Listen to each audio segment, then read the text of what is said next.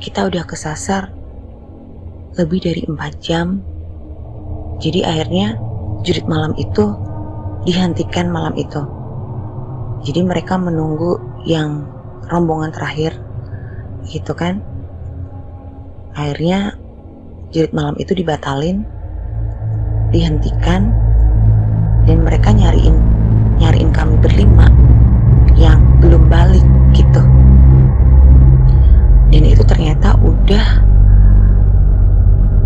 jam 3 lebih guys, udah jam 3 pagi, itu udah hampir subuh ya. Nah terus akhirnya kita sampai nih di camp, dan ternyata udah ada api unggun gitu. Jadi guru pembina gue sama teman-teman paskibra yang lain itu udah bikin api unggun. Terus akhirnya kita duduk di situ ngelilingi api unggun dan briefing gitu. Terus kami ditanya kenapa bisa kesasar, kenapa nggak sesuai instruksi berhenti di posko 1, posko 2, posko 3 untuk laporan kayak gitu. Ya akhirnya gue ngomong lah, gue sama teman-teman gue yang sama-sama kesasar ini ngomong, loh Pak, kami itu nggak lihat poskonya di mana, soalnya nggak ada tanda kayak gitu. Nah terus ada kakak kelas gue itu yang ternyata dia itu jaga di posko 1, sebut aja namanya Anton gitu ya. Nah si Anton ini bilang, Dek, kalian itu udah aku kasih tanda, cuman kalian gak mau berhenti, katanya gitu. Nah terus gue nanya, lah emang kamu ngasih tandanya pakai apaan, kata dia gitu, kata gue gitu. Terus dia jawab, kan tadi aku udah lemparin batu kerikil, kata dia gitu. Nah terus gue ngomong kan, lah kan instruksinya kan gak pakai batu, kan harusnya pakai senter, kenapa kok nggak pakai senter, kata gue gitu. Terus akhirnya si kakak kelas gue yang namanya Anton ini diem guys, yang ternyata dia tuh enggak ngedengerin instruksi guru waktu briefing pertama, nggak ngerti juga dia lagi ngapain.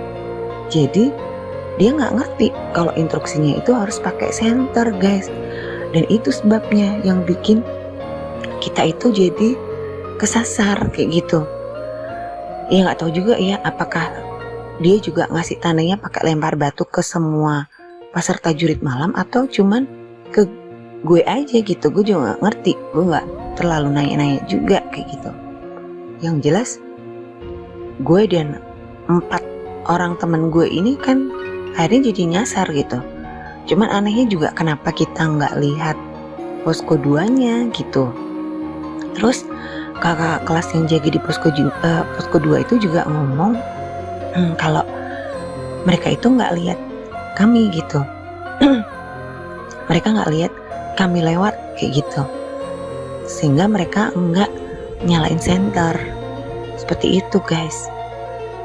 Nah akhirnya itu kan kami agak debat juga malam itu gitu, terutama yang adik-adik kelas yang kesasar dengan kakak kelas, jadi kayak saling menyalahkan kayak gitu. Akhirnya guru pembina gue nengahin, udah jangan ribut, kata dia gitu. Ini jurit malam bapak batalin aja, karena udah jam segini juga, kayak kata dia gitu, kata beliau kan. Sekarang kita istirahat, kalian semua balik ke camp masing-masing, ke tenda masing-masing gitu kan. Dan kita istirahat. Besok pagi jam 7 pagi kita kumpul lagi di sini. Dan kita nanti ada beberapa kegiatan yang akan kita lakukan, kata beliau begitu. Nah, sebelum ditutup, gue sempet ngomong nih sama bapak pembina paskibra gue nanya, Pak, perasaan tadi waktu briefing pertama kan udah dikasih tahu kan Pak, nggak boleh nakut-nakutin. Terus bapak pembina gue kan ngomong, iya memang gitu, kan nggak boleh kan Pak setan-setanan, kata gue gitu. Iya, kata dia gitu. Terus gue ngomong, nah terus kenapa tadi ada yang nakut-nakutin saya Pak? Saya sama si Bunga ada yang pura-pura jadi kayak hantu gitu pak, naik ke atas pohon pakai baju putih. Gue ngomong kayak gitu. Terus kak kelas gue kan yang jaga-jaga posko tuh pada protes gitu. Siapa? Gak ada yang nakut-nakutin, kata mereka gitu kan. Terus si bapak pembina gue ini akhirnya dia bilang gini, udah gak usah dibahas, sekarang kita bubar, kita balik ke camp masing-masing dan tidur, tadi gitu. Ya udah, akhirnya gue nurut kan, gue balik gitu. Nah, karena masih agak-agak dongkol gitu kan sama kakak kelas itu, gue cerita gitu sama kakak kelas gue yang si Dodi ini yang tadi nemuin kami berlima gitu. Jadi kan dia ngedeketin gue gitu. Terus dia juga sempet nanya gitu, dia nanya gimana sih ceritanya kok bisa kesasar kayak gitu. Ya udah, gue ceritain ke dia gitu. Terus sambil kami itu jalan ke tenda kami gitu. Nah, kan karena jalannya gelap gitu, jadi dari tempat api unggun menuju tenda kami itu kan ya agak jauh gitu, nggak yang deket-deket banget itu. Dan itu juga jalannya kan gelap. Gue nyalain senter gitu, karena emang yang bawa senter kan gue. Si teman gue si Rani kan nggak bawa senter karena emang hanya boleh bawa satu senter kan gitu.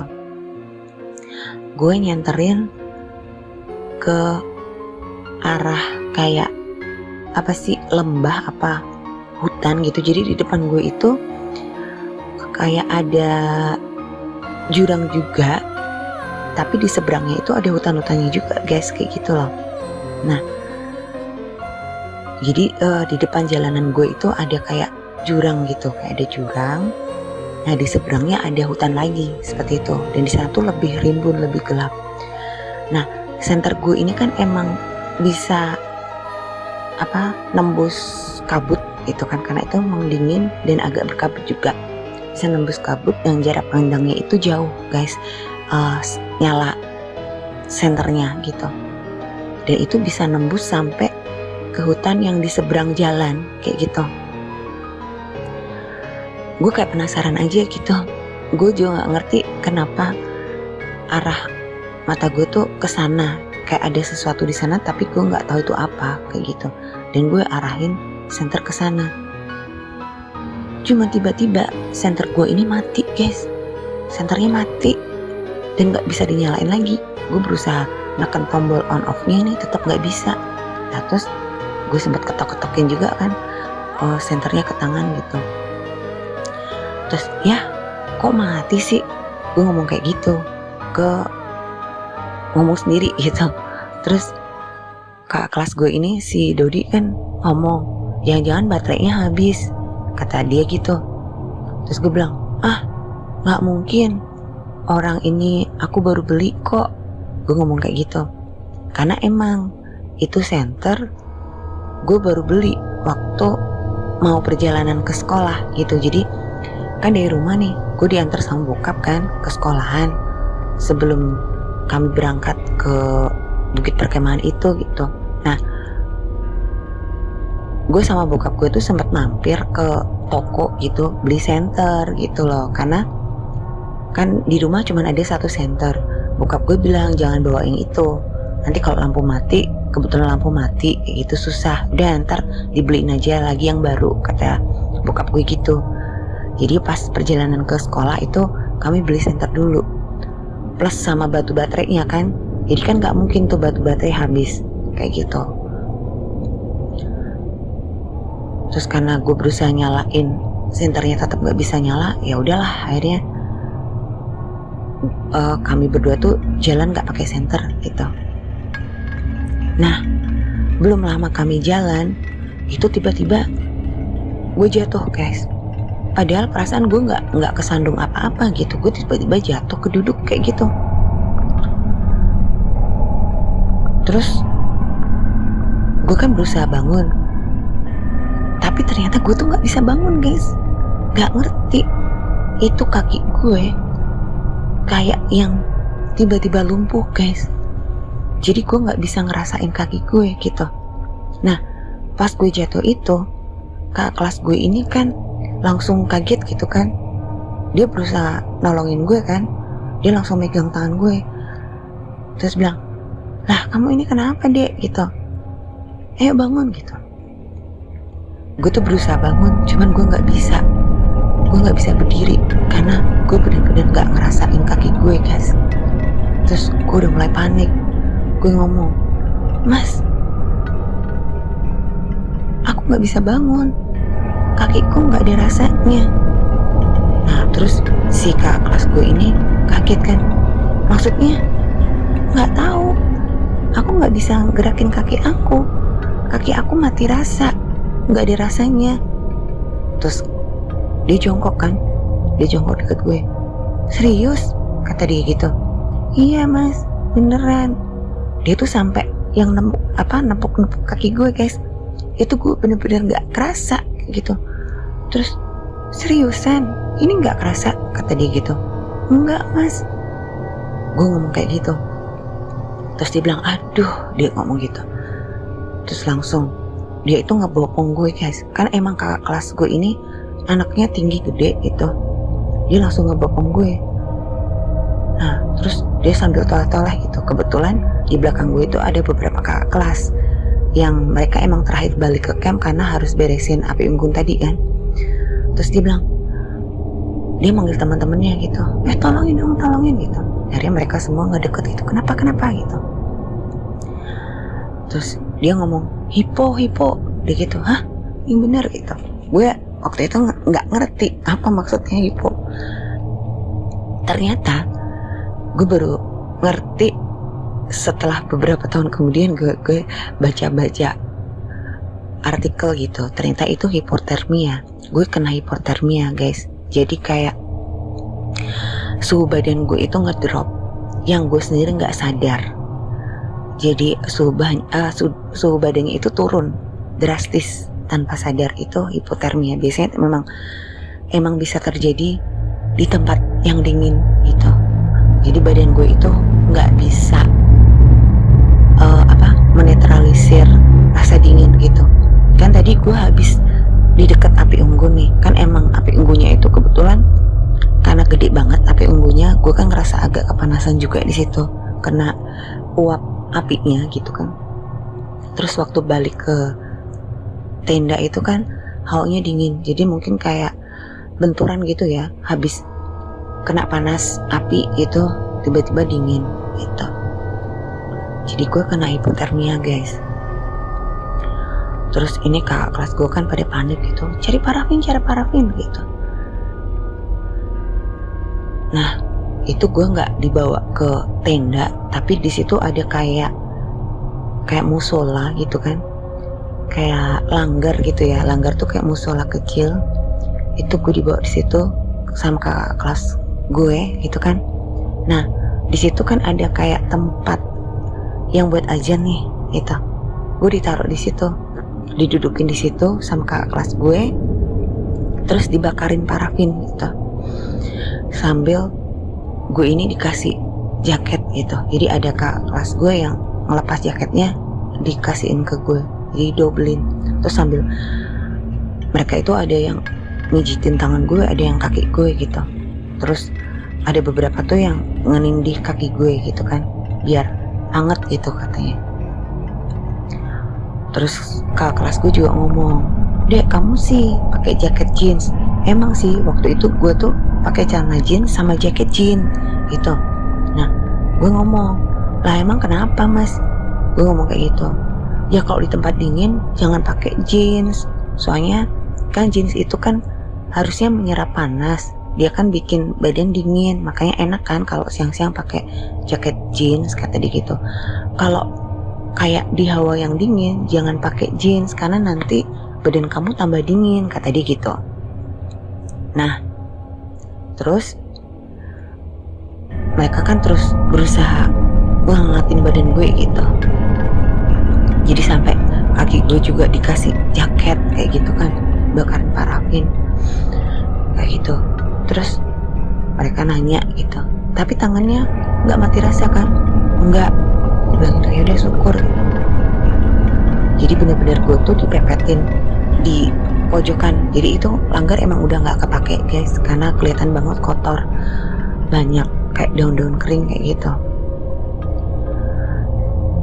Sampai akhirnya kami itu nggak sadar, kami ketiduran di situ gitu. Gue kebangun pas ada cahaya matahari itu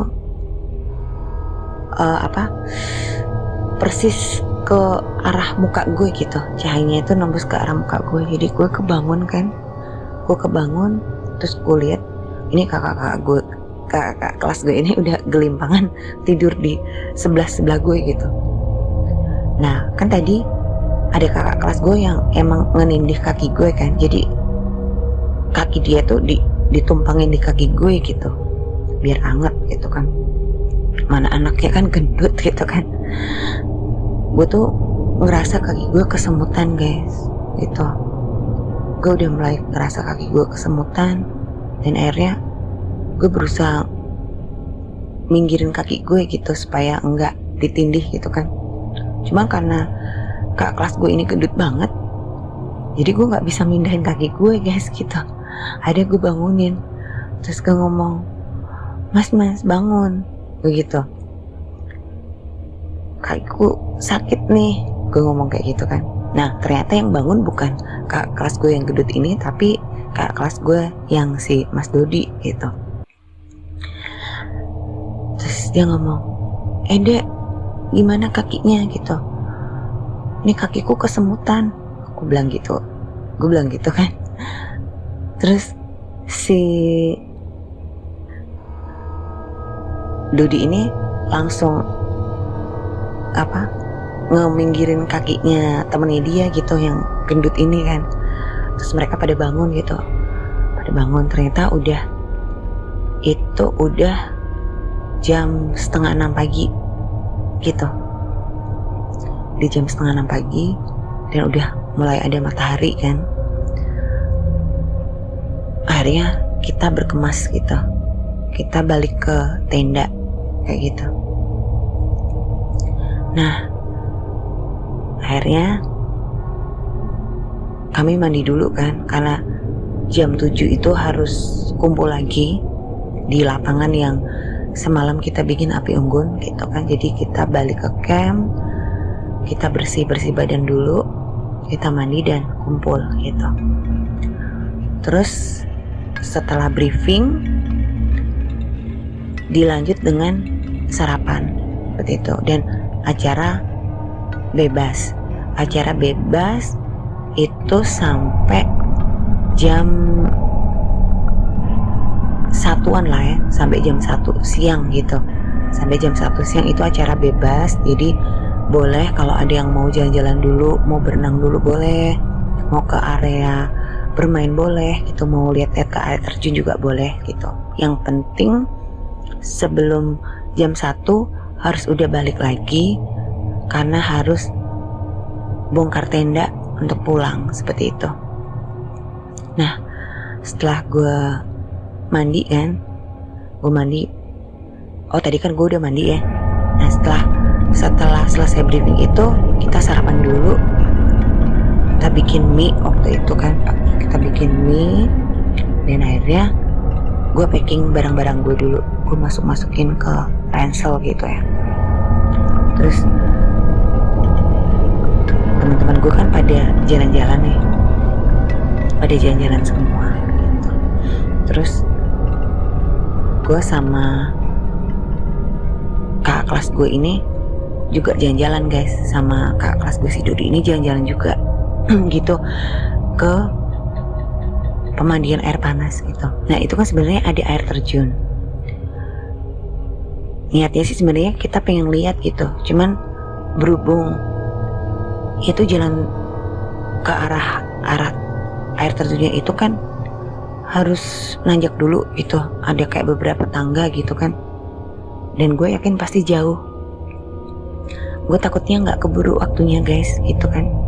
Akhirnya gue urungin buat ke air terjun gue gue nggak jadi ke air terjun, gue ke pemandian air panas gitu. Cuman gue nggak mandi sih, karena kan gue udah mandi ya, jadi gue nggak mandi. Seperti itu gitu. Nah pas gue lagi di pemandian air panas itu, jadi kayak ada apa sih, kolam gitu, itu ada pemandian air panas gitu kan. Gue tuh ngerasa kayak digigit, nggak ngerti digigit serangga atau apa gitu guys, kaki gue gitu. Itu bener-bener sakit. Itu kan emang gue pakai sandal ya, waktu itu gue pakai sandal karet gitu, gue males pakai sepatu soalnya gitu. Jadi emang gue bawa sandal, jadi gue pakai sandal. Nah itu nggak ngerti gimana juga, kok tiba-tiba gue ngerasa kayak kaki gue digigit serangga gitu. Cuman kan untungnya di situ ada pemandian air panas kan, kayak air belerang gitu, jadi terus gue masukin kaki gue ke situ gitu. Terus agak lumayan tuh berkurang sakitnya, seperti itu. Nah setelah dari pemandian air panas itu, kami pindah ke kolam renang gitu. Kak kelas gue ini kepengen berenang, dia ngomong gitu. Ya udahlah, akhirnya gue temenin gitu. Gue temenin, dan ternyata di area kolam renang itu udah banyak teman-teman gue yang lain gitu berenang di situ gitu kan. Nah terus gue ngomong sama kak kelas gue, "Loh mas, emang kamu bawa baju renang?" Terus dia ngomong, "Enggak sih, ya udah pakai kolor aja," kata dia gitu. Jadi dia pakai celana pendek aja gitu, kaosnya dilepas gitu kan. Terus dia nanya, "Dek, kamu mau berenang nggak?" Gue jawab, "Enggak ah, males," gitu. Karena emang gue juga nggak bisa berenang guys. Ya udah, akhirnya gue nunggu. Di situ ada kayak tempat duduk kan, gue duduk di situ. Nah kak kelas gue si Dodi ini nitip kayak kaos, jam tangan, dompet gitu, dititipin ke gue. Gue taruh di meja kayak gitu. Nah terus si Dodi ini kan bermaksud buat berenang gitu. Dia sempat naik ke papan luncurnya gitu, kayak ada papan yang buat terjun tuh loh guys, ngerti kan, papan terjunnya itu. Nah waktu dia mau terjun itu nggak ngerti gimana ya, gue tuh ngelihat tiba-tiba kolam itu tuh kayak yang sepi guys. Jadi kayak nggak ada orang, padahal kan tadinya kan ada yang berenang di situ gitu. Itu gue lihat kolamnya itu nggak ada orang sama sekali, dan kolamnya itu kosong guys, nggak ada airnya kayak gitu. Ya nggak ngerti gue salah lihat apa gue halu, gue nggak ngerti. Cuman bener-bener gue tuh nggak lihat ada air di situ. Nah kak kelas gue ini kan udah ngelompat kan, gue refleks itu langsung berdiri guys. Gue bilang, "Mas, stop." Gue tuh ngomong kayak gitu karena gue ngerasa di situ nggak ada airnya. Kalau dia terjun, ya dia pasti bakal ngebentur dasar kolam kan kayak gitu. Gue berdiri kan, langsung gue teriak. Cuman karena dia udah terlanjur terjun, gue ngelihat dia itu emang bener-bener kayak ngebentur dasar kolam guys. Terus dia kayak gelagapan gitu loh guys. Nah waktu dia gelagapan gitu, pandangan gue tuh berubah lagi. Gue lihat kolam itu udah ada airnya kayak gitu. Jadi dia kayak kayak orang mau tenggelam gitu, tangannya ke atas gitu kan. Padahal kak kelas gue ini jago berenang guys. Dia itu sempat ikut lomba renang juga kata dia gitu. Dia pernah cerita soalnya gitu kan. Terus gue lihat dia kayak tenggelam karena emang kolamnya itu lumayan dalam, 1,5 meteran lah lebih gitu. Terus gue langsung panik kan, gue bilang, tolong gue gitu, "Tolongin ini," gue gitu. Nah akhirnya kakak kelas gue yang lain yang kebetulan ada di situ nolongin si Dodi ini. Diangkat kan, dan itu guys ternyata bibir dia berdarah guys. bibir dia sobek sedikit gitu, itu berdarah. Nah untung kan gue selalu lengkap nih bawaan gue di tas itu. Gue bawa tas itu, di dalam ada tisu, gue kasih ke dia gitu. Jadi bibir dia tuh jadi agak monyong gitu kan karena sobek berdarah gitu. Nah teman-teman dia kan nanya, kamu tuh gimana sih? Kok bisa-bisanya tenggelam, kan kamu jago berenang? Nah teman gue si Dodi ini cuman diem guys, dia gak ngejawab. Dia masih berusaha ngehentiin darah di bibirnya kayak gitu. Terus akhirnya teman-teman yang lain kan udah pergi gitu, mereka ngelanjutin berenang. Tinggal gue sama kakak kelas gue ini si Dodi. Dia bilang, dia cerita sama gue gitu. Dia ngomong, Dek, kamu tahu nggak, waktu tadi aku terjun itu airnya itu hilang, Dek. Dia itu ngomong kayak gitu. Nah berarti bener kan yang gue lihat, karena gue juga lihatnya seperti itu. Terus gue ngomong, lah kok sama? Iya mas, tadi aku juga lihat kayak gitu. Aku lihat kolamnya itu tiba-tiba kosong, gak ada orang, gak ada air. Makanya kan tadi aku sempat teriak. Gue ngomong kayak gitu. Aku bilang stop kan, maksud aku biar kamu gak lompat, karena kalau kamu lompat pasti kamu kebentur dasar kolam karena gak ada airnya. Nah kakak kelas gue si Dodi ini ngomong, iya tapi tadi sebelum gue lompat itu gue masih lihat airnya, kayak gitu dia ngomong. Aku masih lihat airnya Dek, masih ada airnya. Cuman waktu aku udah terlanjur lompat, itu air mendadak hilang. Lah aku kan bingung, gak mungkin kan aku balik lagi naik ke atas udah posisi lompat kayak gitu. Jadi akhirnya aku ngebentur dasar, bibirnya kebentur gitu guys. Nah untung itu gak luka parah, untungnya giginya juga gak sampai patah gitu, karena dia berusaha nahan pakai tangan gitu kan. Dia berusaha nahan pakai tangan, jadi apa, meminimalisasi cedera gitu. Sama sih bahasanya seperti itu. Nah ya udahlah, akhirnya si Dodi ini nggak jadi berenang gitu. Dia ganti baju, terus kita kembali ke tenda kayak gitu. Nah waktu di tenda kan ada guru pembina gue gitu. Terus guru pembina gue ini nanya ke gue gitu. Dia tanya, emang gue itu lihat apa waktu jurit malam gitu. Ya udah aku ceritain. Gue sama temen gue si Bunga itu ngeliat ada kakak kelas yang pura-pura jadi setan, itu duduk di atas pohon dengan baju putih. Terus guru gue itu cerita, dia bilang gini, mungkin yang kamu lihat itu bukan kakak kelas. Lah terus apa dong pak, kata gue gitu. Ya bapak juga nggak tahu, tapi sebenarnya beberapa puluh tahun yang lalu itu pernah ada kejadian hampir sama kayak yang kamu alamin. Jadi ceritanya guys, dulu entah berapa puluh tahun yang lalu itu juga ada rombongan sekolah yang kemah di situ gitu kan. Kebetulan mereka juga jurit malam dan sama kejadiannya itu sama. Cuman kalau yang ini jalannya satu orang, jadi cowok satu, 5 menit kemudian cewek satu, kayak gitu.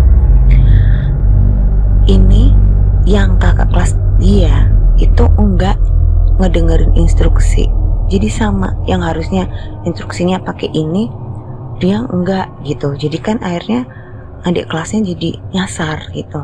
Nah apesnya ini cewek kan sendirian kan dia jalannya, dia kesasar ketemu sama kayak rombongan ya beberapa cowok gitu yang juga camping di situ. Tapi mereka itu mabok guys gitu.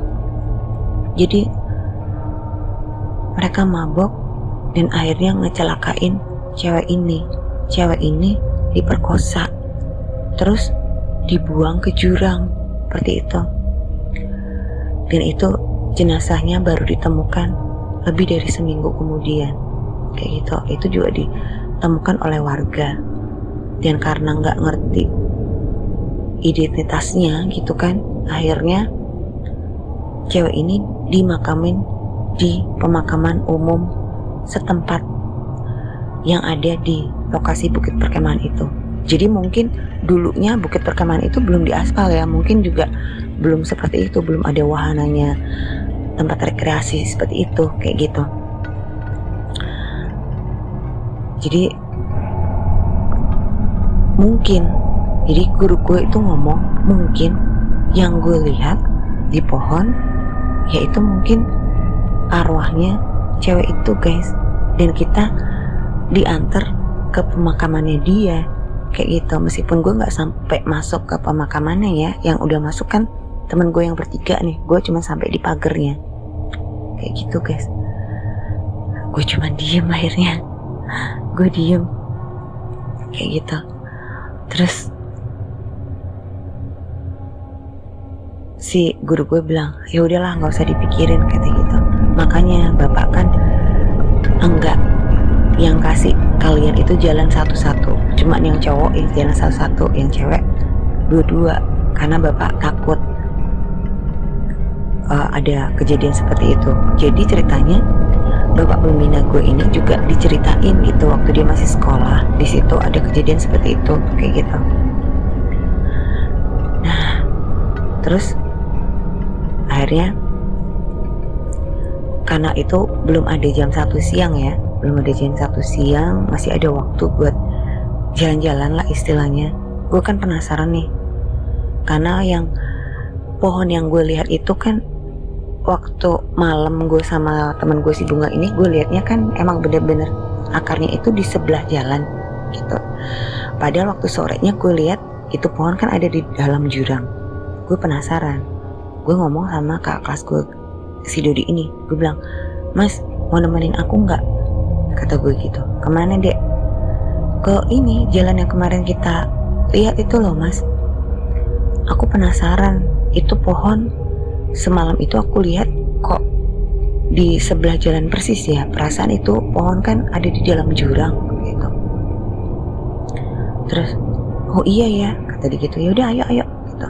Akhirnya kita jalan ke jalanan yang buat jurit malam gitu, buat jurit malam ya, semalamnya gitu. Gue jalan di situ sampai kemudian gue berhenti di pohon yang gue yakin itu pohon yang gue lihat semalam gitu. Cuman guys, itu bener, pohon itu enggak di sebelah jalan persis gitu. Jadi itu pohonnya itu ada di dalam jurang.